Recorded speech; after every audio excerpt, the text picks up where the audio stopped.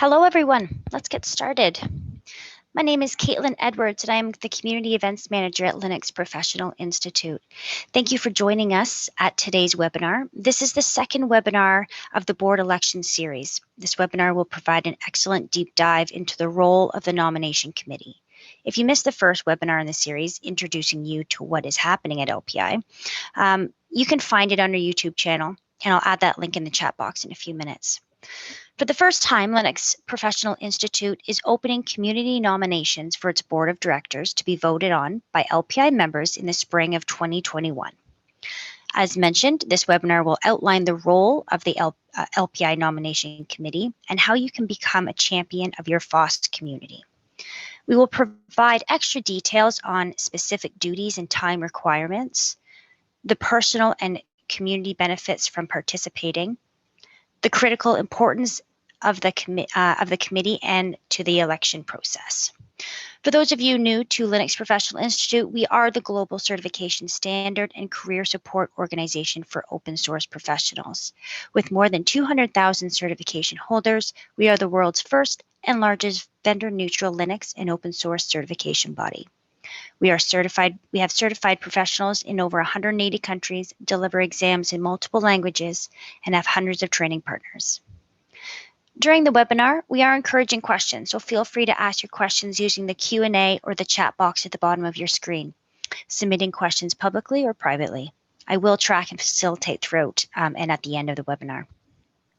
This webinar will be recorded, and the recording and slides will be sent out with also with any important links as well to everyone later this week, and will be posted on our YouTube channel. Today's webinar will be led by Evan Leibovitch, LPI's Director of Community Engagement. Evan, please take it away. Thanks a lot, Caitlin, and good Monday morning, afternoon, or evening to everyone, depending on where you are. And thank you for coming along to this presentation, which is very important to the way LPI is going to be running. And so just a little bit about me. I'm doing this because I happen to be the chair of the LPI Governance Committee, which is a part of the board of directors that's involved with anything to do with bylaws or the structure of the organization. I'm a co-author of the original bylaws as well as the new revised ones, so hopefully I have an idea what I'm talking about. And I've also been involved with a bunch of other boards and bylaws and so on, and all that wonderful stuff about organizations that most people don't want to know about, and I understand why. So I will get right into it because this is a good bit to chew on here. So what is the nomination committee? And it is a creation of the new structure of LPI as of our bylaw change of a few years ago to enable our membership to be able to vote for our board of directors. So it is a way that we're using to make sure that at least a good portion of the candidates for our board of directors are suitable in a sense that they meet the needs of the organization and that they have the caliber of background and experience and skills that will serve our needs. So the way the nomination committee works is that its goal is to create a slate of candidates from which the members will vote. And it gets that from three sources. The board will suggest and say, well, maybe you ought to have a look at these people. We've noticed that they have, as far as we know, identified themselves as people that are suitable and good potential candidates. The members of the nomination committee themselves, we hope, will bring to the table ideas of people who could be on the board and would be good candidates. As well, anyone who wants to be on the board can apply at our website. And I'll give details about that in another webinar later. But effectively, anybody who comes to the website and says, I'd like to be a director of LPI, I'd like to run for the election, they come and they fill out a form, and that form then comes to the nomination committee, which will then consider that person along with everyone else that comes in from these paths. It will perform due diligence. That is, it will verify that what the applicants have said is correct and double check that They bring the skills that we need, and essentially they will deliberate and come up at the end of this with a list of people that will go on the ballot. So it is the nomination committee's role, and it's a very important one, to make sure that the people that are on the ballot for our members um, are qualified, skilled, and are suited to the task. We're not picking the board, essentially. They're charged with creating a slate that is anywhere from 50% to 150% of the number of slots open. So the intention is to provide a good diversity of choices, while at the same time that making sure that all of the people that are available for those choices are people that suit what LPI needs in terms of various criteria.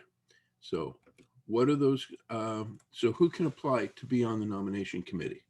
Uh, Essentially anyone in our community who is not planning to run is eligible to be on the nomination committee.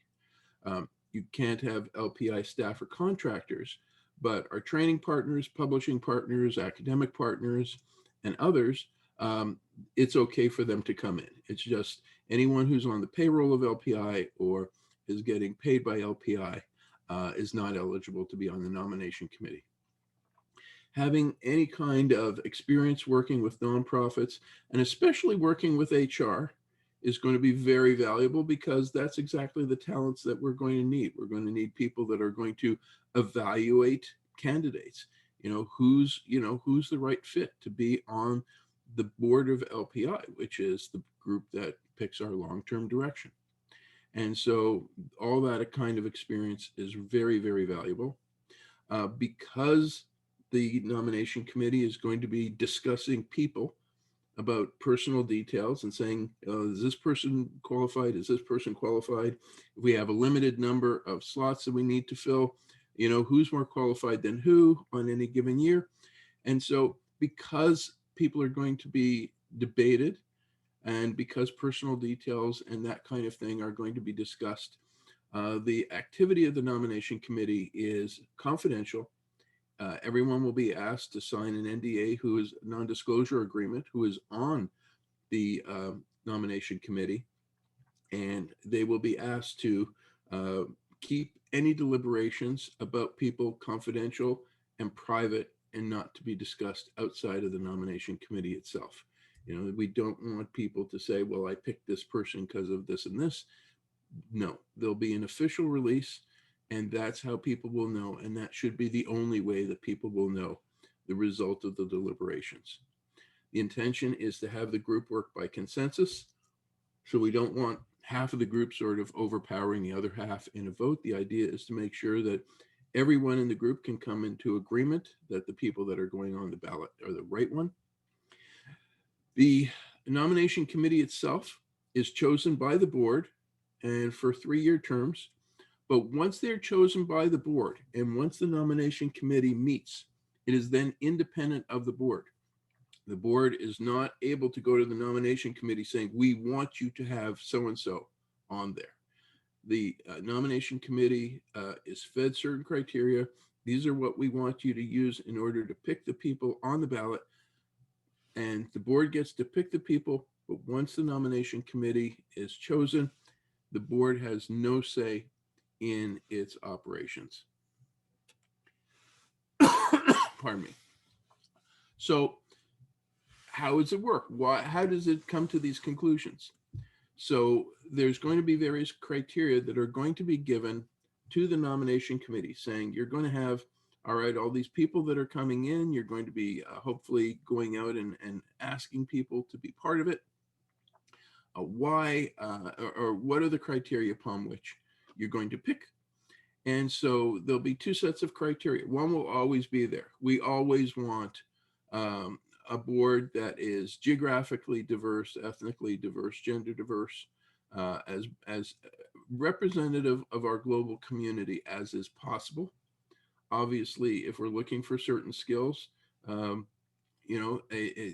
we may not be able to have slates as diverse as we would like, but that is a goal that every nomination committee is going to be asked to consider when it presents its slate. And dynamic criteria basically means from year to year, LPI will have special needs. So in any given year, we may say, we need a treasurer. We need somebody on the board that has deep financial experience to be able to go through our books with our staff and make sure that we are perfectly accountable to our community. Or we may have other needs. We may need somebody who's a specialist in government relations or that kind of thing. And so that will change from year to year. So any given year, a nomination committee will say, we have the permanent criteria, things that we're always looking for, as well as the dynamic criteria, the things we're looking for this year. This year is going to be a little bit different because this is the first time we are doing this. So it's not like we are replenishing 1/3 of the board, as will be the case in most years because we have staggered schedules. The first year, we're populating the entire board. So that is why we have to do things perhaps a little differently. The number of candidates we have to go through is going to be higher. And we will have a criteria of transition and continuity. So we will be encouraging the nomination committee to at least have some people from the previous board who are interested in sticking around to do so purely with the intention of making sure that the new board, as it comes in, can basically learn from the people that have already been there and sort of pass the baton, so to speak, from the people who have been guiding LPI to the new member elected board that we want to take the baton from here on. So just the dates to consider. So if you're thinking of being on the nomination committee, the deadline to do that is November 29th. I'll be giving a link in a moment that will say how you do that. And so just an idea of when the work is going to be done. So the first meeting of the nomination committee will happen in early December. Over the Christmas holidays from December 21st to January 17th is where we will actually be soliciting people. So you'll be, for the people that you want to go and reach out to, say, would you like to be on the board? As well as we will be promoting on social media and elsewhere within our community. If you want to be on the board of LPI, please apply at this page. And so all those applications go to the nomination committee that want to go through this path. And then the nomination committee's big work will be done in mid to late January, where it will get together, take all the applications that came in, go through them, and come out with its slate and its report to the board February 15th. And the reason for that delay between January and February is just in case the group needs a little bit more time.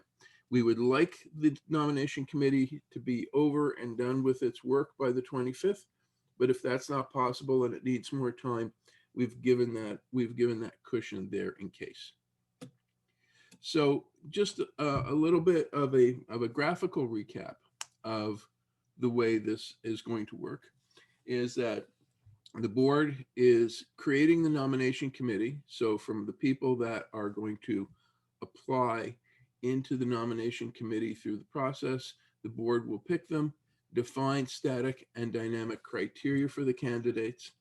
At that point, the criteria will be, as I said, both the static and the dynamic criteria, which will be used by the nomination committee. It will go out and it will reach out to people who fit the criteria. Would you like to run for the board of LPI? And for those people that respond, as well as anyone in our community that comes to the website to apply, they fill out a web application. Those applications come back to the nomination committee, which then goes through its work and then comes out with a slate of candidates. And so that, in a nutshell, is what the nomination committee does. As has been pointed out to me, this is not the simplest flow chart that I've ever worked with. It is not, the most straightforward of processes, but it does what the organization needs. And the goal is to make sure that LPI has the best possible board that it can, with the most qualified candidates presented to our members to be able to vote from. And so where would you apply? You apply at this website. The meetings right now are online. What has traditionally happened for nomination committees is that they actually do the bulk of their work in a very intense weekend where people are brought together face to face. Obviously, because of COVID, that's not going to happen in the near future. But when COVID is lifted, and that's no longer a threat, the intention is that in future years, there will be a face-to-face meeting with the nomination committee where LPI will bring everyone together in one location, and essentially you'll be able to work it out in a single room and get everything done through an intense weekend, which would be the bulk of the time commitment that we would ask for. So again, this is the whole thing. You now see a part of the slide that is in pale yellow in the bottom right. There's another part of how the ballot is assembled, but that is not part of the nomination committee process. We'll be talking about that in a future webinar. So we'll open it up to questions now. Caitlin, I also wanted to make the point that it's useful not just for LPI, but it's useful for you if you're interested in being part of the nomination committee. The whole reason why LPI is going through this process is because we're trying very hard to make sure that the individuals, that the people working with open source have a say in how it's governed. And so while a lot of the open source world is getting more corporatized, whereas it's the role of the corporation that's having more of a say in the direction of open source, LPI is trying to go in the other direction and empower the people that are working with open source as much as possible.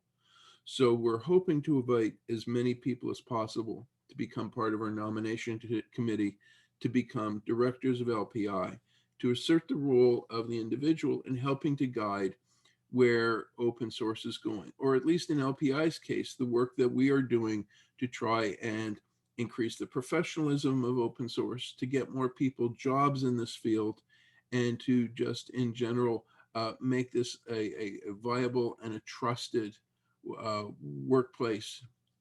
And I can't emphasize enough that this is one of the best ways now, I think, that somebody can participate as an individual in the future direction of open source. If you're a member of LPI already, this will qualify for professional development units, which you will use to help keep your certification active. And it's your way of contributing back to the community.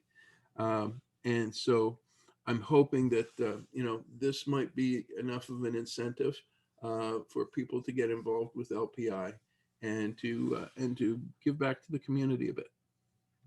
So Caitlin, I'll open it up to any Q&A that's out there. Great. Thank you so much, Evan.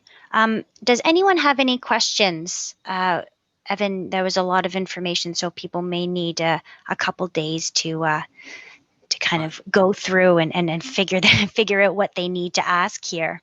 I don't doubt that. There's an awful lot to digest here. We barely scratched the surface in the first introductory thing, and there is an awful lot here.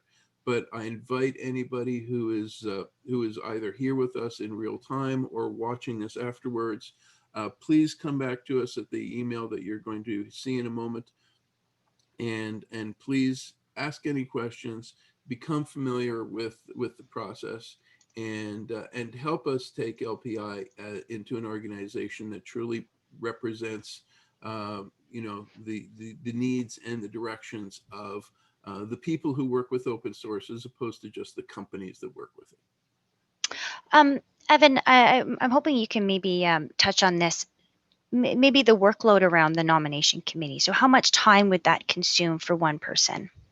So good question. And so I'm just going to go back to the slide that has the dates in it. And so the real time commitment is going to happen in 2 bursts.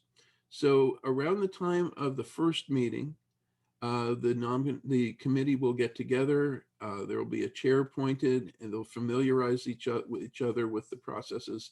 And at that point, they'll be asked to send out, do you have any ideas of people who you think would like to be on the board? And they'll also get directions from the board and be asked to, sort of digest the criteria and things like that. So there'll be a little activity around the time of the first meeting in early December. And then the solicitations happen over the Christmas holidays. The real big work of the nomination committee comes in that burst in mid-January, when all the applications are in and the group has to get together in one or what might be a series of calls and get together, thrash it out, and at the end of it go through what might be a large number of candidates, and at the end of it come out with a smaller number that will go on the ballot. So the real intense work is going to be between January 18th and 25th. Like I said, in a non-COVID year, we would actually bring you all together into a physical location so you could sit together in a group, almost like a jury, and make evaluations and do it over 2 intense days as opposed to Zoom calls and things like that. But the big requirement would be in mid-January that will take your time to go into Zoom calls, go through the applications, and together with the rest of the committee, come to a consensus on who needs to be on it. So it's brief but intense. A little bit of work in early to mid to December, and a very intense amount of work in mid-January, and that's about it, Caitlin. After that, the board receives a report from the nomination committee. Its work is done for the year. Perfect. Also, when could someone from the nomination committee apply for the board of directors, if that's something they're interested in? The year after? Yes, you can't apply during the same time you're on the nomination committee for obvious reasons, because you'd be putting yourself forward to the group of which you're a member. So there'd be a direct conflict of interest there. Anyone who's not running for the board and is not staff or a contractor of LPI can be on the nomination committee.